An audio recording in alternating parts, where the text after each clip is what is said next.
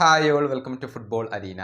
Brazilian super താരമായ Neymar junior പതിയെ പതിയെ തൻ്റെ താളം കണ്ടെത്തി വരികയാണ്. തുടർച്ചയായി മത്സരങ്ങൾ ഇപ്പോൾ അദ്ദേഹം കളിച്ചിട്ടുണ്ട്. മുഴുവൻ സമയവും കളിക്കാൻ നെയ്മർക്ക് കഴിയുന്നു. മികച്ച പ്രകടനം നടത്തുന്നു. നമുക്കറിയാം, യുവൻ്റെക്കെതിരുള്ള മത്സരത്തിലൊക്കെ നെയ്മർ ജൂനിയർ ഇരട്ട ഗോളുകൾ നേടിയിരുന്നു.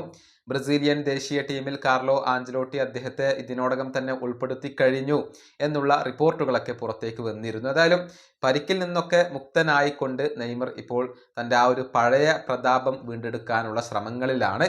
ഇതുമായി ബന്ധപ്പെട്ട ഒരു കണക്ക് കൂടി ഇപ്പോൾ പുറത്തേക്ക് വന്നിട്ടുണ്ട്.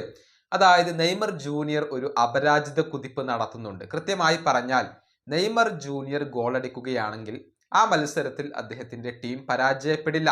അങ്ങനെയാണ് കാര്യങ്ങൾ മുന്നോട്ട് പോകുന്നത്. 34 മത്സരങ്ങളിൽ ഒരു അപരാജിത കുതിപ്പ് നെയ്മർ ജൂനിയർ നടത്തുന്നുണ്ട്. അതായത് അവസാനത്തെ നെയ്മർ ജൂനിയർ ഗോളടിച്ച 34 മത്സരങ്ങളിൽ ഒന്നിൽ പോലും അദ്ദേഹത്തിന്റെ ടീമിന് പരാജയപ്പെടേണ്ടി വന്നിട്ടില്ല. 30 മത്സരങ്ങളിലും അദ്ദേഹത്തിന്റെ ടീം വിജയിച്ചിട്ടുണ്ട്. 4 സമനിലകൾ വഴങ്ങുകയാണ് ചെയ്തിട്ടുള്ളത്. അതായത് നെയ്മർ ജൂനിയർ ഗോളടിക്കുന്നുണ്ടെങ്കിൽ ആ മത്സരത്തിൽ അദ്ദേഹത്തിന്റെ ടീം പരാജയപ്പെടില്ല എന്നുള്ളതാണ് വസ്തുത. ഏറ്റവും അവസാനം അങ്ങനെ സംഭവിച്ചത് 2022-ലാണ്. അതായത് PSG ലീഗ് 1-ൽ നാൻഡസിനെതിരെ ഒരു മത്സരം കളിച്ചിരുന്നു.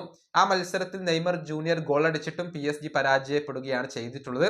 അതിനുശേഷം നെയ്മർ ജൂനിയർ ഗോളടിച്ച മത്സരങ്ങളിൽ ഒന്നും തന്നെ അദ്ദേഹത്തിന്റെ ടീം പരാജയപ്പെട്ടിട്ടില്ല. 34 മത്സരങ്ങളിൽ അത്തരത്തിലുള്ള ഒരു അപരാജിത കുതിപ്പ് നടത്തുന്നു എന്നുള്ളത് തികച്ചും അത്ഭുതകരമായ ഒരു കാര്യം തന്നെയാണ്. സാന്റോസിന്റെ കാര്യവും അങ്ങനെ തന്നെയാണ്.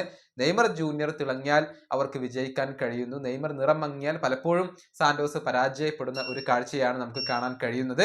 ഏതായാലും ബ്രസീലിയൻ ദേശീയ ടീമിലേക്ക് മടങ്ങിയെത്തുമ്പോൾ നെയ്മറുടെ ഒരു മികവ് എത്രത്തോളം കാണാൻ കഴിയും എന്നതാണ് ആരാധകർക്ക് അറിയേണ്ടത്. അടുത്ത മാസത്തെ ഇന്റർനാഷണൽ ബ്രേക്കിൽ ചിലിയും ബൊളീവിയയുമാണ് ബ്രസീലിന്റെ എതിരാളികൾ.